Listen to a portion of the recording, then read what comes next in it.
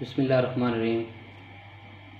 ناظرین اکرام، اس وقت پاکستان میں بہت سارے مسائل ہیں، معاشی مسائل ہیں، اقتصادی مسائل ہیں، دفاعی مسائل ہیں، لا اینڈ آرڈر کے مسائل ہیں، مہنگائی کا مسئلہ ہے، عوام پریشان ہے، حکومت کو کچھ سمجھ نہیں آ رہا کہ ہمیں کیا کرنا ہے۔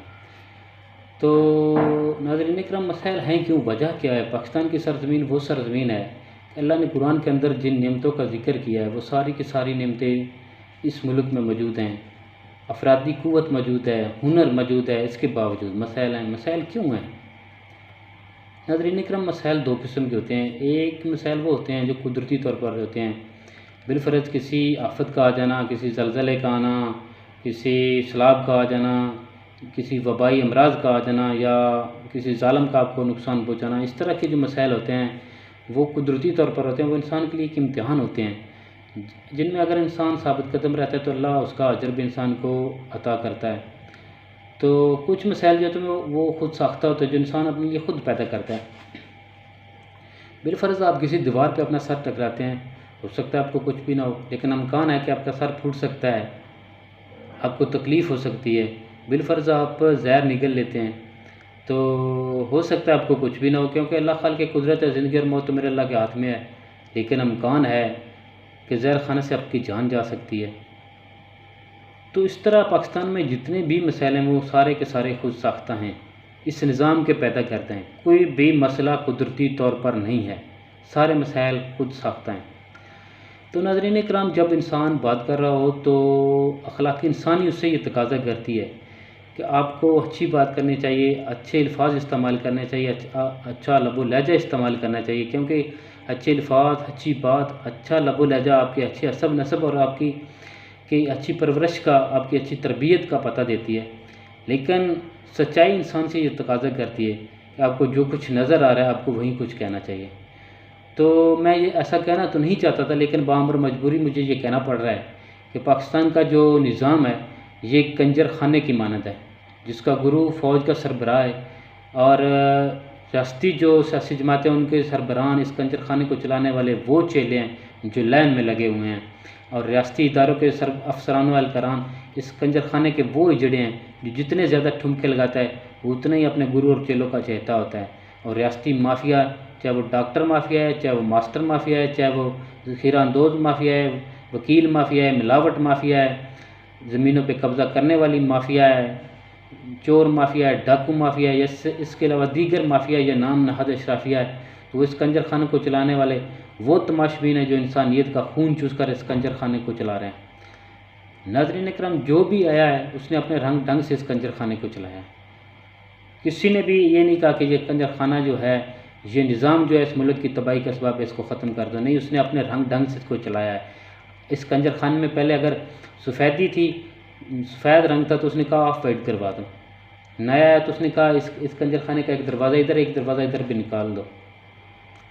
اپنے رنگ ڈھنگ سے ہر کسی نے چلایا ہے، کسی نے بھی اس کنجر خانے کو ختم کرنے کی کوشش نہیں کی۔ میرے بھائی، پاکستان کی غریب عوام عمران خان سے نجات نہیں چاہتی، پاکستان کی غریب عوام لاڈ مکالے کے کالے قانون سے نجات چاہتی ہے۔ پاکستان کی غریب عوام آصف زرداری یا نواز شریف سے نجات نہیں چاہتی، وہ اس نظام سے نجات چاہتی ہے۔ پاکستان کی غریب عوام ایسی عدلیہ نہیں چاہتی جس کا سربراہ افتخار محمد چودھری ہو۔ پاکستان کی غریب عوام ایسی عدلیہ چاہتی ہے جو ان کو فوری، سستا اور سہل انصاف فراہم کرے۔ پاکستان کی غریب عوام ایسی عدلیہ نہیں چاہتی جس کا سربراہ ثاقب نثار ہو۔ پاکستان کی غریب عوام ایسی عدلیہ چاہتی ہے جو بے ایمان اور حرام خور ججز سے پاک ہو۔ پاکستان کی غریب عوام ایسی فوج نہیں چاہتی جس کا سربراہ اشفاق پرویز کیانی ہو۔ پاکستان کی غریب عوام ایسی فوج چاہتی ہے جو کشمیر کے غریب مسلمانوں کو آزادی دلا سکے۔ پاکستان کی غریب عوام ایسی فوج نہیں چاہتی جس کا سربراہ راحیل شریف ہو۔ پاکستان کی غریب عوام ایسی فوج چاہتی ہے جو برما کے غریب مسلمانوں کا حساب لے سکے۔ پاکستان کی غریب عوام ایسی فوج نہیں چاہتی جس کا سربراہ قمر جاوید باجوہ ہو۔ پاکستان کی غریب عوام ایسی فوج چاہتی ہے جو مقبوضہ بیت المقدس کو آزادی دلا سکے۔ یہ باتیں میں اس لیے کہہ رہا ہوں، ویسے تو وہ شاعر نے کہا ہے تم خاک کرو گے میرے دکھوں کا مداوا، تم سے تو اپنا درد بھی اٹھایا نہیں جاتا، ہم کسی کی کیا مدد کریں گے، ہم تو خود کے لائق نہیں ہیں۔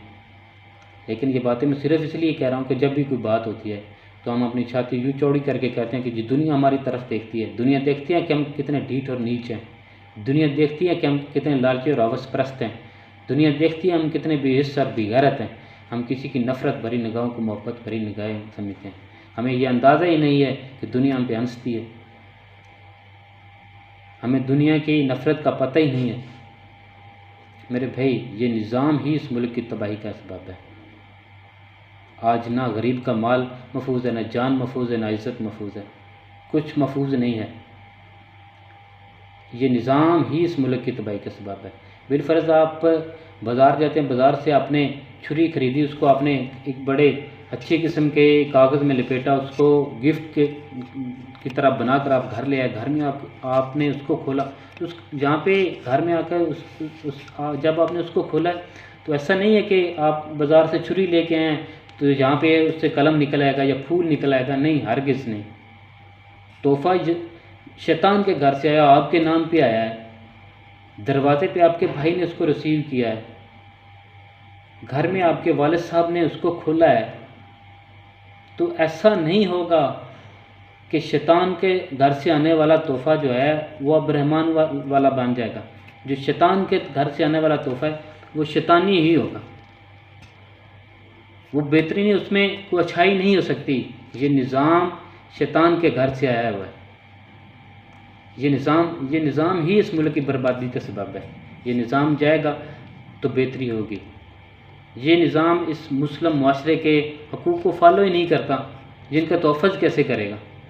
جب ایک معاشرے کے حقوق کے مطابق ایک نظام ہی نہیں ہے، ایک قانون ہی نہیں ہے، تو وہ مسائل پیدا نہیں کرے گا تو اور کیا ہوگا؟ میرے بھائی، کچھ دن قبل اس پاکستان کی سڑکوں کے اوپر پاکستان کے شہریوں اور ریاستی اداروں کے درمیان لڑائی ہوتی رہی، بہت ساری قیمتی جانیں بھی گئی۔ مسئلہ کیا تھا؟ مسئلہ یہ تھا کہ ناموس رسالت کا معاملہ تھا۔